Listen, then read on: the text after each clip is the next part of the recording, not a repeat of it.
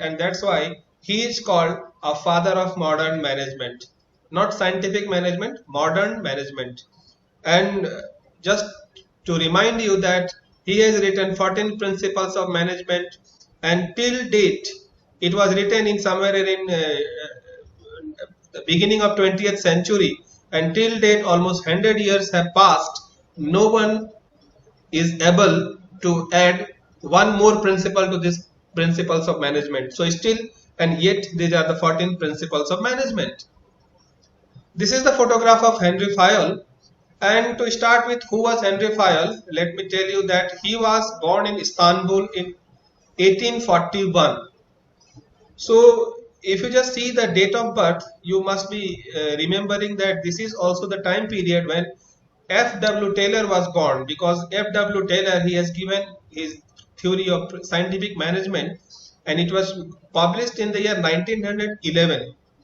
So F.W. Taylor and Henry Fayol, both of them were contemporary, you can say. And he started working at the age of 19 only. And where was he working? He was working in a mining company. Now again, if you could remember what we have discussed in the last class, F.W. Taylor, he was an engineer. Henry Fayol, he was also an engineer. But was there a difference? Henry Fayol was an engineer in a mining company. F.W. Taylor was an engineer in a steel company. Okay. He was working in France, and when actually he was born in Istanbul, that is the current Turkey. So it was at that time Istanbul or Turkey was known as Ottoman Empire. Okay. And in the year 1916, he published his 14 principles of management in the book. It was in French, Administration Industrielle et Générale. Okay. So in 1911, F.W. Taylor published his work on scientific management, and just 5 years down the line, 14 principles of management were published by Henry Fayol. Okay. So more or less, Henry Fayol and F.W. Taylor, both of them were contemporary. But if you look their principles and philosophies, you will find there are a lot of contradiction. Henry Fayol and F.W. Taylor, both of them contradicted at various places, and they contradicted severely. Okay. Now, what was those 14 principles? So we will discuss all those 14 principles one by one, and then we shall discuss like what was the reason for those principles and its implications, that we'll keep on discussing simultaneously. So the first principle of management which was given by Henry Fayol was the division of work. Now, as a student, you might have studied division of work in your school days also, in your college days also. So what is division of work? That employee are specialized in their task. One employee will be asked to work only a particular task, and he will be specializing in that area only, so that his efficiency gets increased. So because if an employee will be working a particular task every day, so definitely it will have an impact on his or her efficiency, and definitely it will increase, because if he will performing only one task every day, so he will become more skilled and he will become more efficient. So this is the first principle of management given by Henry Fayol, that is a division of work. And remember, where he was applying all these principles, he was working in a mining company. He was an engineer in a mining company. So there he was implementing all these ideas, that a person who is operating one particular task in a mining company, he or she will be doing that particular task only. He did not to do other work, and as a result there will be specialization of labor. He or she will be specializing in a particular task. Second principle is authority and responsibility. Now, authority is the power, or power to do something or power to take certain decisions. Then managers must have the authority to give orders. If I am giving some orders, then managers must have some authority. And from where this authority comes, it comes from the position and from my higher authority. I am taking this class because I had certain authority. I have certain authority to engage this class. I am passing certain orders because I have some authority. What kind of authority? I have the authority to take some decisions on behalf of the others and for my juniors and for my organization. I have certain authority. So the authority is in fact power to take some decisions or implement my ideas on my subordinates or in the organization. And authority can be delegated as well. That's the beauty of authority. Like the director in an organization or maybe the chairman in an organization, he or she is the supreme authority. From him or her, all the authorities emerges. But director or the chairman or the president of a country or the prime minister or the general manager, they themselves cannot look after each and every affairs in a company or a country or in any organization. And that's why they keep on delegating their authority. Director will delegate his authority to the deans will delegate their authority to the head of the department will delegate their authority to some of the teachers. Similarly, in a corporate setup, the general manager or the CEO have the ultimate authority, but CEO cannot look after each and every areas or each and every spheres in an organization. That's why the chairman or the CEO, they delegate the authority to the general manager. General manager also alone cannot look after each and every area. That's why he will or she will delegate their authority to the functional managers like marketing manager, HR manager, finance manager, production manager. And then production manager will further delegate it to their juniors, and then this will keep on delegating. And it should also be taken into consideration that authority does not come alone. Authority also brings certain responsibility. If you have certain authority, so you have the authority to take decisions, but at the same time the responsibility lies with you. And one beautiful thing about the authority and responsibility is that authority can be delegated, but the responsibility cannot be. So even if suppose there is a tussle between India and China at the border, so definitely Narendra Modi is not our prime minister. Narendra Modi is not going there at the Ladakh border to see what is happening. So he has delegated his authority to the defense minister. Defense minister also cannot go and look after the affairs, whatever is happening in Ladakh sector, and that's why he has delegated authority to some of the army officers. So authority is being delegated, but if something happens at the border, who is responsible? It's the prime minister who is responsible. Okay, he cannot say that I have not been to the border, so I cannot do anything or I cannot say anything. So ultimate responsibility lies with the prime minister. And that's why in this photograph you must have been seeing that authority is delegated from top to bottom. It is always downward, but responsibility cannot be delegated. And even though you have delegated authority, but the responsibility, it lies with you. Everybody will be pointing fingers on you only, that you have not taken a particular decision, or whatever the wrong has been done or is happening. The topmost person sitting at the helm of affairs will be responsible for that particular decision or happening. So this is authority and responsibility. Next important principles of management is discipline. So discipline is something that you have been talking about or you have been told since the very childhood. So I will not be taking much time to explain discipline. Only thing is that discipline is the core value of any project or any management.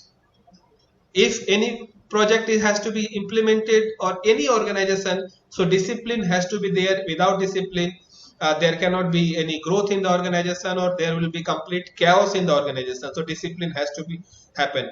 And the good performance and sensible interrelation makes the management job easy and comprehensive. This is okay, all right.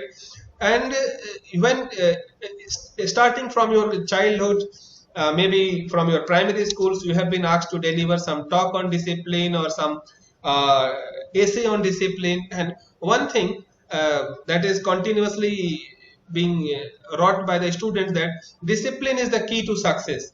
And the same students, if they are asked to write an essay on hard work, so they will be writing hard work is the key to success. And if the same student, they have been asked to write an essay on moral, high moral, so they will be writing moral is the key to success, hard work is the key to success, discipline is the key to success, or vision is the key to success. So success is such a door which have multiple keys. So discipline is one such key which can open the door to success. Next is the unity of command. So unity of command means an employee should have only one boss and follow his or her command. An employee should not have the multiple boss, and if this happens, then definitely employee will be confused. Because if a person, suppose I have to receive command from multiple bosses, so definitely I will be confused. Because एक बोलेगा ये करो, दूसरा बोलेगा वो करो, तो बोले ये करो वो करो, क्या करो ना करो, मेरी मर्जी. So ऐसा मर्जी नहीं चलेगी. One should have only one boss, and that's the beauty of unity of command. A person should be responsible to one boss only, and he should be reporting to one boss only. That should be the structure of an efficient organization. And if it is not there, then organization is in some trouble. Okay. So if this kind of organization is there, that a person is sitting here, he is receiving command from multiple persons, or he is receiving command from 2 or 3 persons, then ultimately this should not happen, and this is not good for an organization. And what is ideal for an organization, that one person should receive command from one person only, like this person is receiving command from him, this is receiving command from him. So if this is there, then this is good, and this is an ideal structure of an organization. Now the question is, what compels Henry Fayol to give this kind of command? Because one must understand, if you go back to the previous this authority and responsibility, and if you just compare between the F.W. Taylor and Henry Fayol at this point, what Taylor has stated regarding this, Taylor have not given any authority to his worker.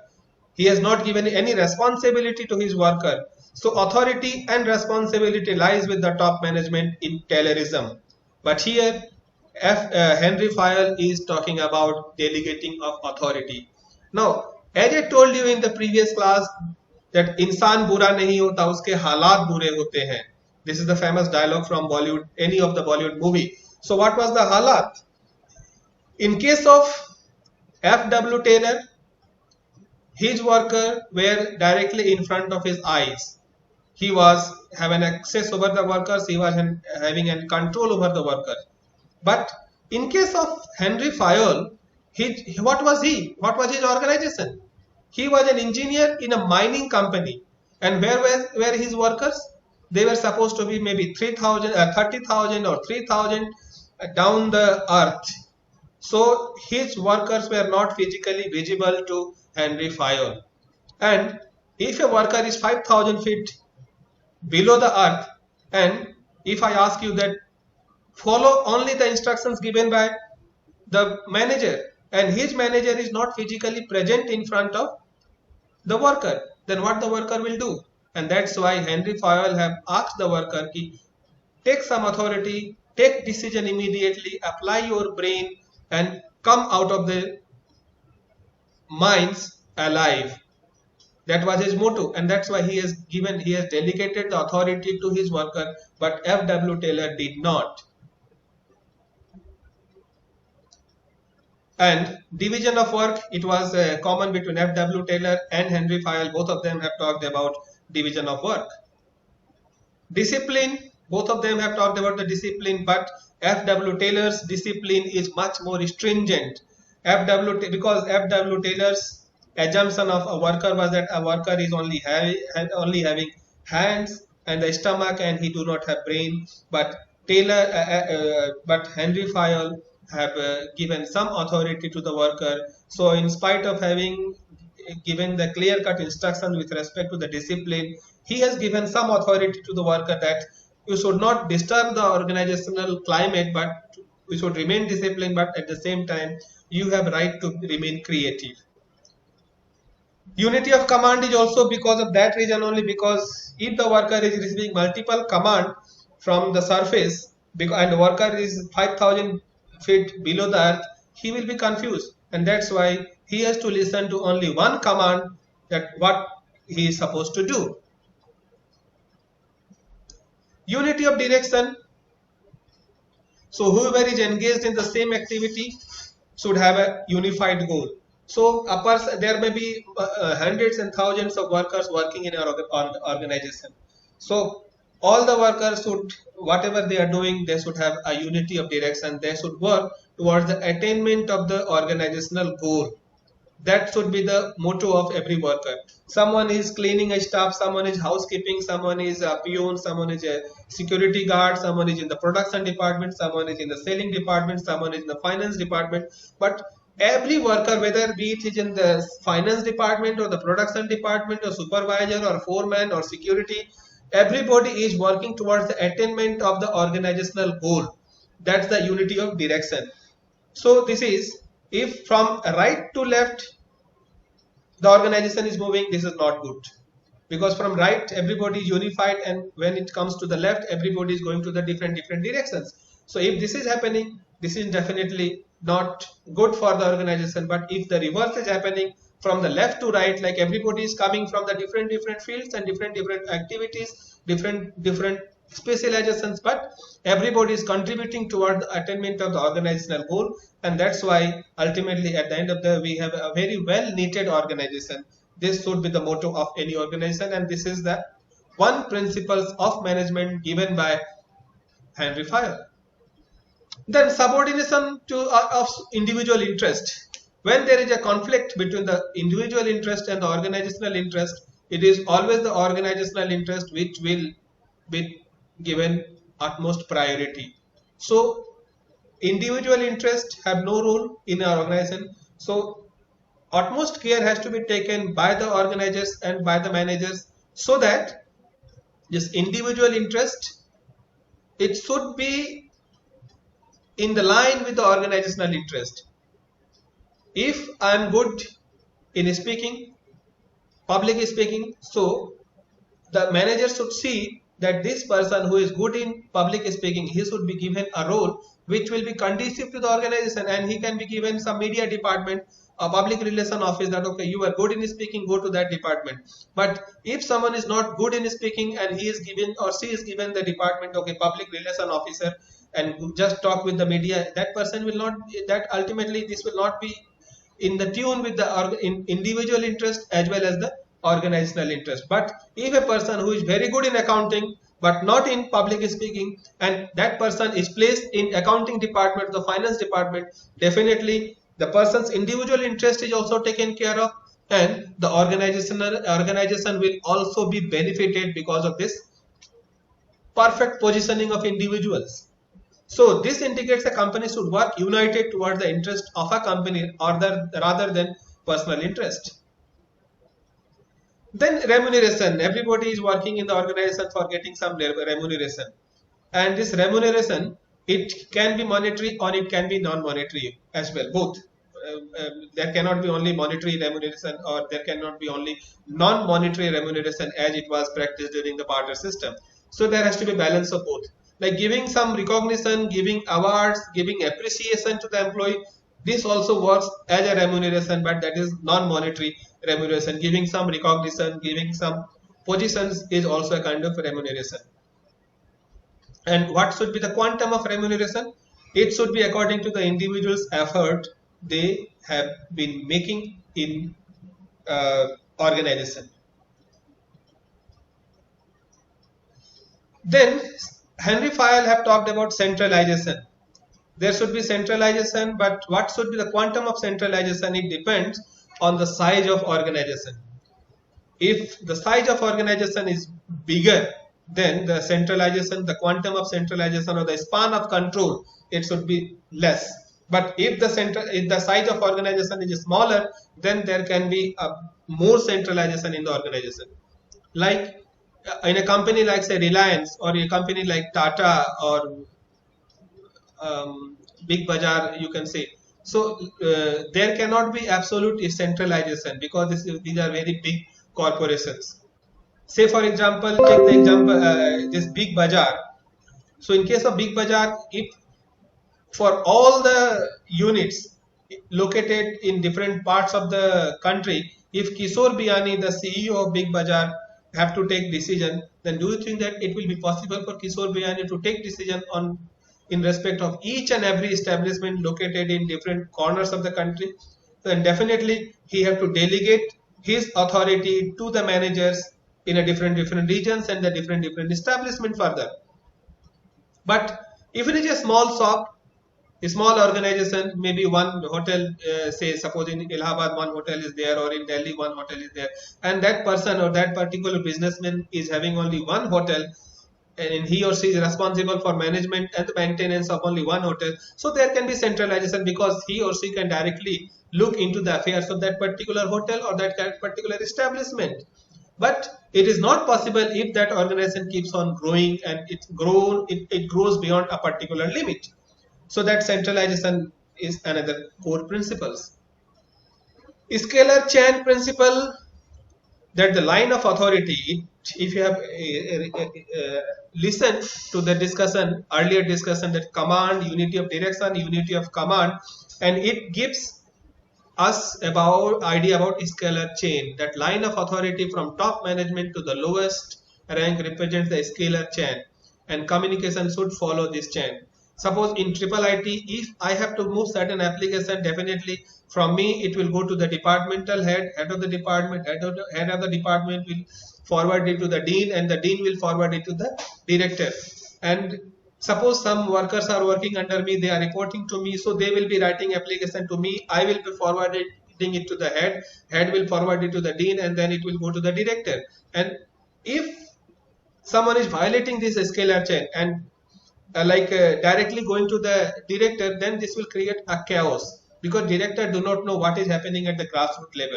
So if communication is following a proper channel, then the entire working in the organization, it remains very smooth. There has to be an order with respect to everything.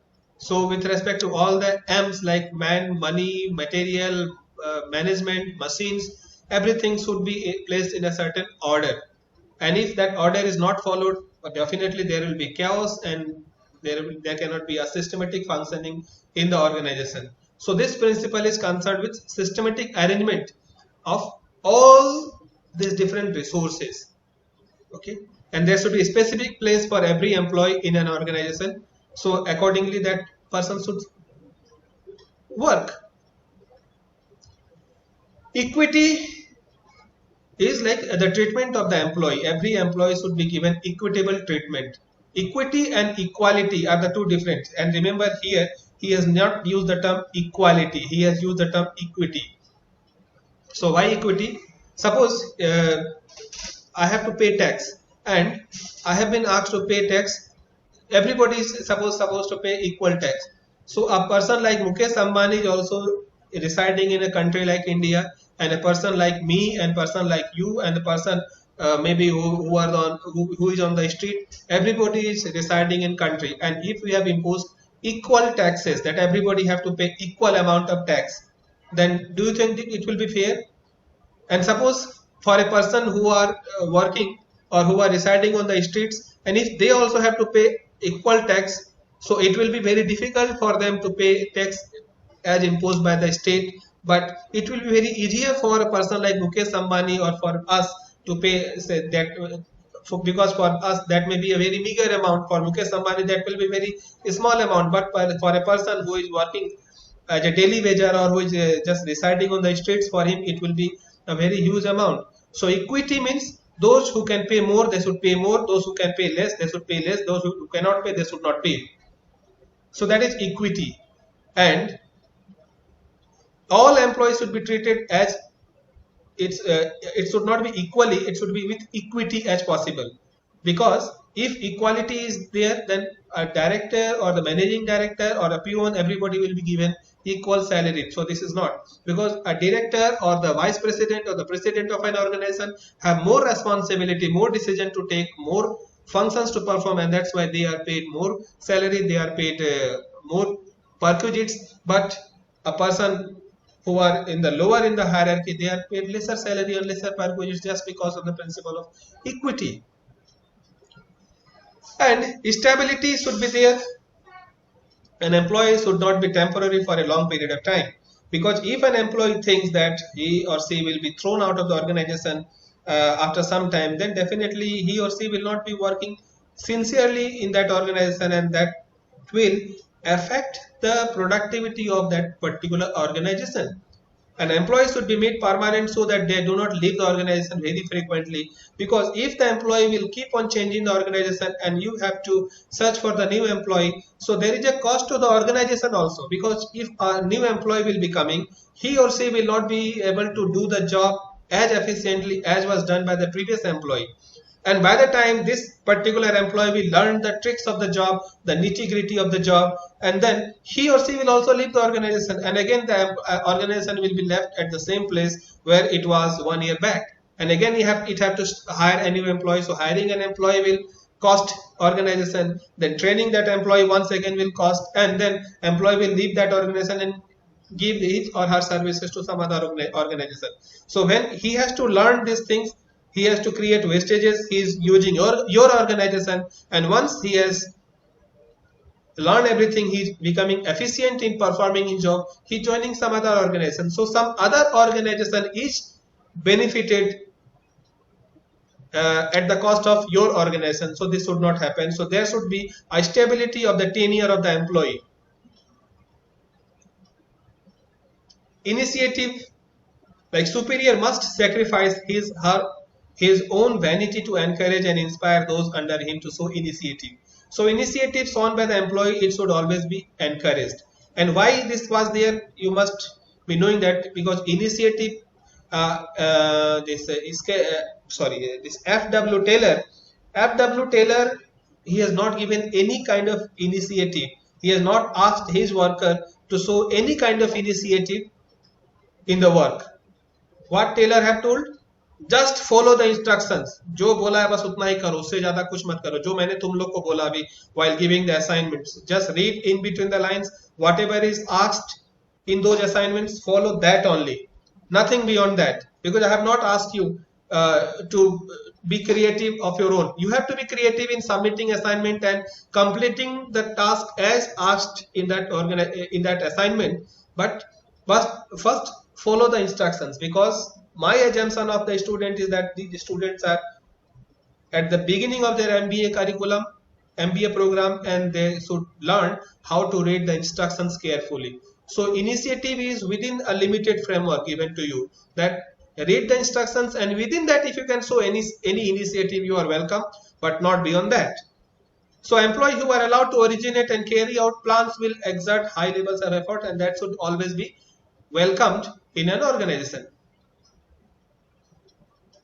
Last one is the esprit de corps, and this is the crux of the entire above 13 principles of management, that there should be a proper teamwork in an organization. At least the team spirit should be there to take your organization, take your company, take your country above all other, and just to take to so that your company or your organization can achieve the organizational goal. And this is the responsibility of the management to motivate their employee and be supportive to each and other regularly.